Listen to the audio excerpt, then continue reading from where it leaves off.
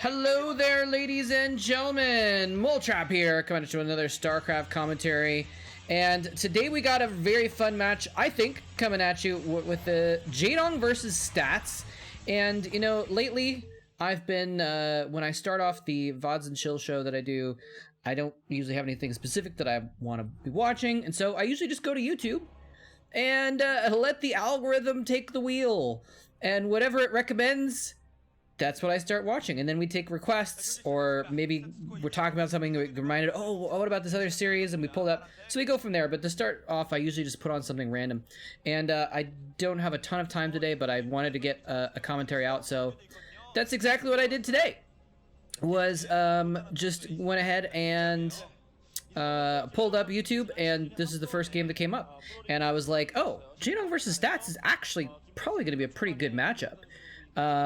Stats, of course, has gained a lot more fame in recent days as a StarCraft 2 player, but back in the day, he was actually a really decent Brood War player.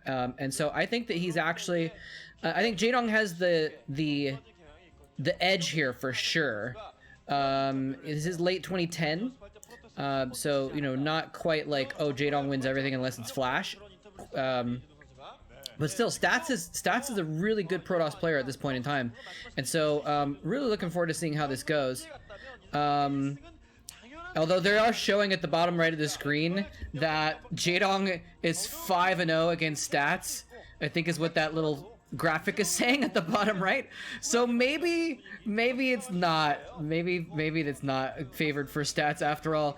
Also, this is the map Grand Line, which is a 64% win rate for Zerg against Protoss. So, okay, so let's just be serious here. Jaedong, pretty favored in this situation. However, oh my God, look at Jaedong's stats down there again. Look at that. It says 2009 to 10. He's 11-2 versus Protoss. Holy crap! Okay, I keep trying to be like, Stats has a chance, but then like every single time I think of something else, or I see something else on the screen that's like, no, he really doesn't. But we'll see. So future StarCraft 2 champion here. Anyway, let's see if we can pull something off. I think either way it's going to be an exciting game. I think it's going to be a good game because either way, even if Stats is not favored by any metric, he's still good enough to put up a fight. And, you know, evenly matched games are usually fun to watch, even if one player that you expect to win wins. And in this case, by the way, we did have Stats take a little bit of a gamble and go Nexus first. Actually, he might not have gambled. I was too busy looking at the stats for Stats. This is Stats, by the way, in the bottom right here. He's 6-4 versus Zerg in the last year. I think that's what that means. Anyway, I mean, I could tell that's his name that they're showing there, but I'm just kind of guessing that that's the 09-010 meant that was the last year that they were referring to. Anyway, yeah, so I actually wasn't paying attention if he'd scouted first, and that's why he was able to put the Nexus down first, but either way, he has the leeway to kind of get the Nexus down first and get his economy going pretty quickly, so he's off to a pretty fantastic start, economically speaking. His tech, of course, will be a little bit behind. Well, not really, actually, because instead of going Nexus, Forge, Cannon, Gateway, he would have gone Forge, Cannon, Nexus, Gateway, or something like that. So it still would have been the same amount of time before his Gateway got up. So now that I think of it, his tech is not really the thing that's at stake here. And they're actually showing that Jaedong has 4 drones on gas. I think that's what they're showing right there, which is a little bit of a mistake. Did he just pull one off? I think he might have just pulled one off. It's hard to tell. But anyway, hey, there we go. Ole KT. Did you see that? His jersey said Ole KT. We were just talking about it on the live stream the other day. Kenan Khan, thank you for that again. Kenan Khan was doing some trivia with people in the chat, and one of the trivia questions was, what were the 4 names of KT Rolster? And the magicians, the magic ends were one of them, but we had a hard time remembering. But finally, I remembered KT Ole was one of the team names, and this is a rare occasion to see that they have a KT Ole shirt, because they only had the name KT Ole for 15 days, or 10 or 15 days. So like within the span of a month, they had 4 names basically, and so KT was one of the short-term ones. So anyway, just a little bit of trivia for those of you that watch the YouTube only and don't watch the live stream. But in any case, we got Jaedong. I think he's gotten that extra drone off gas, so he's going to be able to kind of, you know, it's kind of a big deal too. Like if you think about it, don't have a lot of drones on minerals. If you're missing 1 drone on minerals, that's like, you know, 8 to 15% of your minerals for a Zerg player in the early game. So it's kind of a big deal. Anyway, Stats is interestingly scouting around with his probe and around the map, just kind of seeing what's going on around different places. He might be looking for hidden 4th or something like that. I'm not sure exactly what the point of that probe is out on the south of the map. I think he's already scouted the 3rd, so I don't know quite what he's looking for, but just kind of poking around, I guess. Maybe looking for overlords that he can target with the Corsairs or something like that. Hard to say. In any case, Jaedong getting his 4th and 5th hatcheries down at his expansion, so he's going to be playing this 5-hatch Hydra play is what it looks like, more than likely, or at the very least the 5-hatch sort of macro play that we see very traditionally from Zergs. You know, especially in late 2010, it's pretty normal, I would say, in 2020 as well. But again, I haven't been watching a lot of that stuff lately. Anyway, so Stats though, just playing normal stuff here. He hasn't really had any issues with Jaedong, but he's also not caused any issues for Jaedong. So Jaedong has been able to kind of do whatever he wants economically as well. You know, based on Stats just kind of saying, oh, I'm going to go Nexus first, and you can do what you want. And, you know, he's had to build up his cannons and all that stuff. Ooh, Scourge are out on the map, though, already. Oh, is he going to be able to get the Corsairs? Ooh, he's going to pull back the Corsairs just in time. I don't know how he knew that was happening. Maybe he just sensed the timing. There's some Scourge running in front of the Corsairs, I think. Trying to chase? I'm not sure. Anyway, so we got the nice little Sim City going on at the natural and the 3rd to try and create some nice little pockets where you can create sunken colonies behind the buildings, and it's very difficult for Zealots to actually get in there and do any damage. The Scourge are actually performing as a scout as well. As a scouting unit, I should say, not as a scout. If Stats made a scout, that would be performing as a scout. But anyway, he's actually popping out the mutas as well to follow up the Scourge. He's like, you know what? I think I have enough air control with these Scourge threatening, and he only has like 3 or 4 Corsairs. I think I can take air control here. And so Jaedong busting out with a big muta attack here. The Templar Archives is just coming up. He's got 1 cannon in the main. I don't think he has any cannons in his natural supply line, so he's depending just on Corsairs right now to try and deal with these mutas. I thought he saw the mutas. Oh no, I thought he saw the mutas with his Zealot, but he may not have seen it. He may not know this is coming at all, and the numbers may, in fact, have pointed us in the right direction. We might see Stats going down very quickly here as his main base is under attack from Mutalisks. There's Scourge there to accompany as well. A lot of Scourge! Oh my gosh, enough Scourge to take care of a lot of Corsairs. Unless he somehow has like a couple extra Corsairs that I'm not aware of. He looks like he has maybe 5 now. The Scourge are going to come in, and actually the Scourge do not go in at the same time. Well, he doesn't space them out well enough is what I should say. And so the Corsairs actually take everything out. All the Mutalisks are dead. And at the same time, Stats has gone in for a little bit of an attack in the natural. It looks like he's killed a couple Zerglings. Hasn't really lost anything, though. He didn't want to go full bore down to the natural there, but Jaedong had a bunch of Scourge. If he'd just come at those Corsairs from different angles, or at least maybe come at it from 2 different angles at the same time, instead of running them in as a line, so that the Corsairs were able to slowly, steadily pick off the Scourge before they hit. See, that we just see again, okay, actually did strike 1 there, but bit of a misplay basically by Jaedong, or maybe I shouldn't say misplay as much as not as much of a good play as we would come to expect from Jaedong, you know? So he misses out on a chance to take the win there. There's nothing Stats could have done there if the Corsairs hadn't defended him. Now, it's also possible that Stats had more Corsairs than I thought. I thought he had 5. He may have had 6 or 7. I don't know if he had the +1 upgrade on those, but usually you need like 6 or 7 +1 upgraded Corsairs to really feel safe against Scourge like that. And it didn't look like he had quite that many. But he still managed to fend that off. So anyway, he did get the Templar Archives up, and now he's going in for some Sarah DT action here. But Jaedong actually has a Spore Colony in his main base, so even if these Corsairs come in here and pop that Overlord, it's not going to matter in the main base. Does he have the same defense in the natural, though, is another question.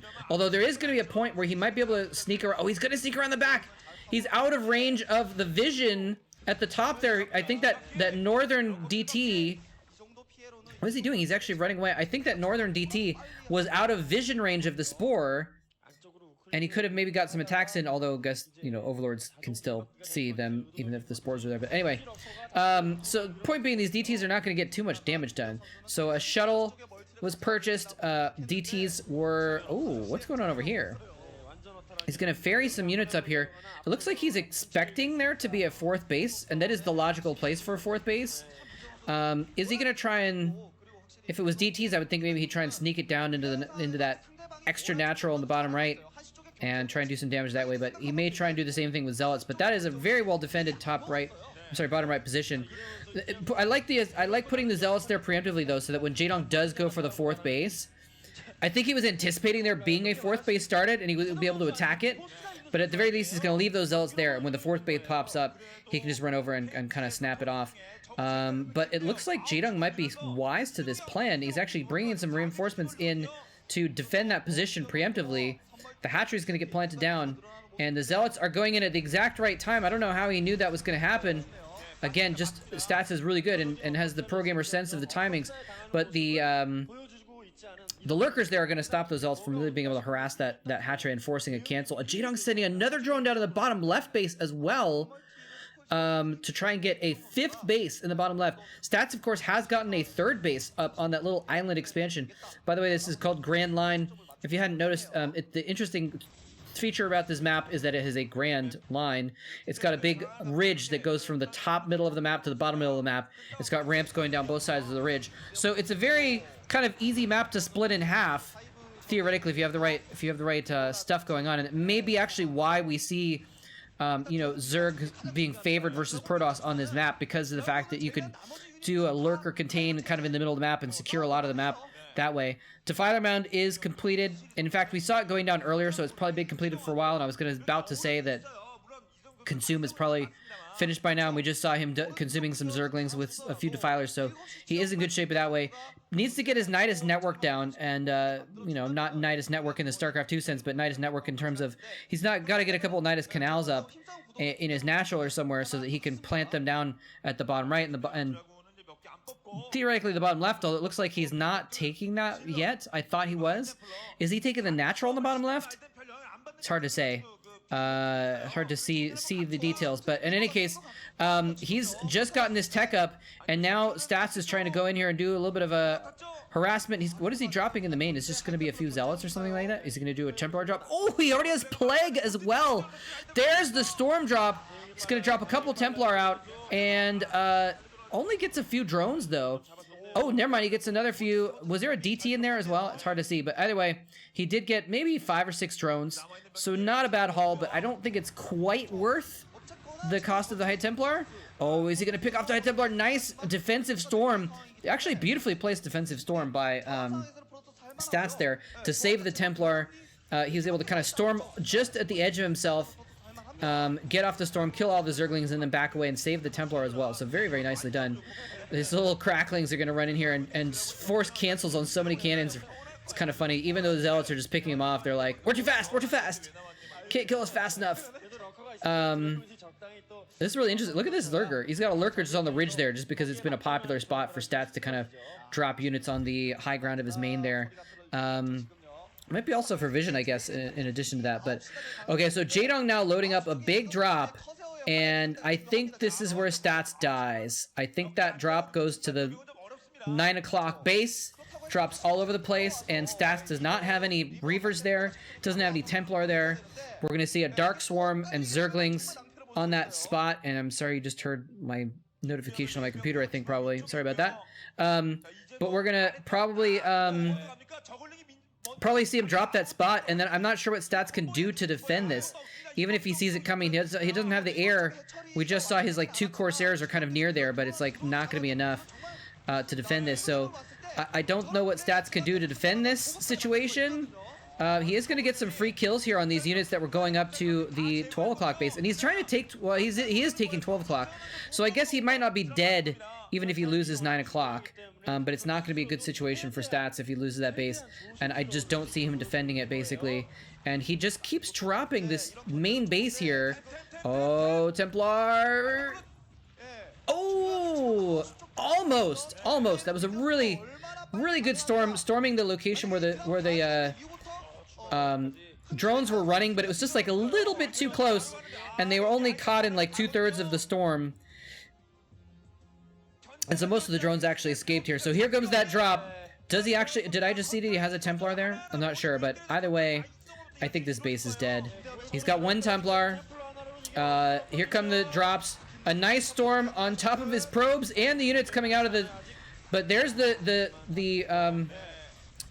Defiler pops out after the storm, basically uninjured, gets down the swarm. The rest of the Zerglings are now able to do as much damage as they please. He actually is able to storm one of the lurkers to death, but there's still 1 lurker going to work, and the Zerglings as well are just going to polish that all off. So he's just going to ignore that. He says, okay, well, you know what? That base is gone. Too bad, so sad. I'm going to focus on counterattacking a little bit here. He's trying to attack the bottom right a little bit, but that's going to be a little bit too little to do any damage as well. So Stats basically getting up 12 o'clock right as 9 o'clock, a little bit before 9 o'clock dies. Now he's defending 12 o'clock. If he loses this 12 o'clock position as well, he's going to be forced to GG because his main is probably close to mined out. His natural may be close to mined out as well because he got it very quickly. This is a really precarious situation for Stats. He's got to defend this 12 o'clock position. He does have a robotics facility there. If he's working on getting Reavers popping out in that location, it could defend pretty well. In the meantime, he's actually doing a really good job of defending Jaedong's attacks with, you know, despite the Dark Swarms, he's got Zealots, he's got Archons, he's storming the Lings really well. He's getting really good Psy Storms off. Yeah, so look at that. Almost no minerals left at the main and the natural. Look at this. 2 Corsairs are like, free meat! Let's go get some kills! But it may be too late, as some of the Overlords have picked up the army and are coming over here to the natural expansion to do even more damage. There's some Reavers there, though, so I don't think this is going to kill anything too much. He's going to get a lot of drones, I'm sorry, probes, I think, but it's not going to do any long-term damage. So not too bad there. And actually, these Corsairs are picking up some damage on the Overlords. They may have gotten a couple kills already, but never mind. Scourge come in and ruin their day, and the rest of their days, for that matter. So right now, it stands at Stats with 2 bases, because I kind of forgot about the 11 o'clock base when I was making my calculations. So he's got 11 and 12 o'clock base. Jaedong has 1, 2, 3, 4, 5 mining bases. And I'm not counting, I think his main might have a few minerals, but I'm not counting it because it looks like it's almost mined out as well, or it's probably almost mined out as well. There's these Reavers. That is what he needed to start fighting against these massive groups of Zerglings. The Plagues have been very consistent and very juicy by Jaedong. He's been really planting down those Plagues and softening up all the units extremely well. Scourge coming in here. He's going to be able to save the shuttle. Looks like the shuttle went down. Cracklings coming in and going after the plagued Reavers as well. I mean, if the Reavers are plagued, they're actually pretty flimsy. And Cracklings, even though Reavers hard counter groups of Cracklings, you know, if you send in a little bit and then a little bit more after between the Scarab shots, the Cracklings can take things out so quickly that it doesn't even really matter. So anyway, yeah, so Jaedong looking to be in a very strong position here, and really not sure exactly what Stats can do here. Now this is exactly what he does need to try to do, is to try and do some little counterattacks and try and slow Jaedong's economy down, because right now his economy is just kind of going crazy, and his economy has basically been unharassed for quite a long time. We do have Jaedong now loading up the Doom. That's really this is gonna be hard to stop. He does have Reavers though. 4 Reavers is actually pretty effective, and the Ultralists are landing outside of range. He's actually forced to prick up the Reavers and drop them over on the other side to kind of avoid the rest of the drops, which is a very smart move by Stats. He's bringing in his other army as well. The Ultralisks not attacking the Reavers. The Zealots coming in and taking the Ultra hits in order for the Reavers to do their damage, but the Reavers are now trapped on the other side by themselves. He's trying to bring them back, and the Shuttle's again able to pick them up. He's doing an extremely good job of protecting those Reavers, and so you gotta hand it to Stats for that. In the meantime, targeting this bottom left base down as well. So actually, you know, total bases, Stats on 4 bases, Jaedong on 1, 2, 3, 4, 5 bases. So Stats not in terrible position here. These Ultras are coming in with the threat of major damage if he can control the Reavers, but no, the Shuttle goes down, and that's his main way of controlling the Reavers to make sure they don't die, and so they are going to die.